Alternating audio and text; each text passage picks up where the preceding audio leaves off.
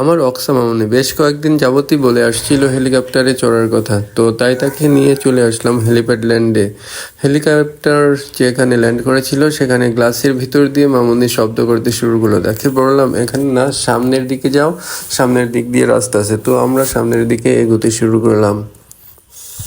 সেখানে যাওয়ার জন্য মামুনি এত দ্রুত হাঁটতেছিল, তার হাঁটার সাথে আমি হেঁটে পারতেছিলাম না।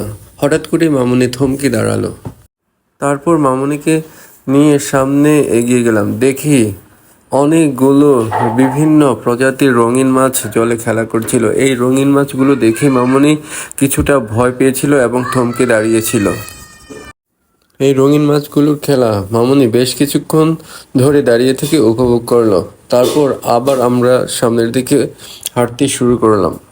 হেলিকপ্টার ফ্লাইংয়ের শব্দটা বেশ জোরে সোরে শোনা যাচ্ছিল এখান থেকে। এই শব্দ শুনে মামুনি আরও জোরে হাঁটতে শুরু করে দিল। আমরা অবশেষে চলে আসলাম সেই হেলিপ্যাড ল্যান্ডে।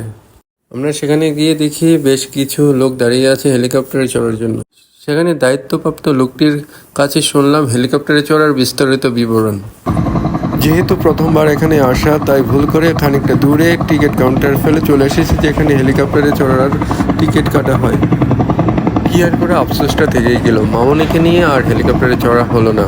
তো সেই হেলিকপ্টারের ফ্লাইংয়ের দৃশ্যটা দেখেই আমাদের সন্তুষ্ট থাকতে হলো।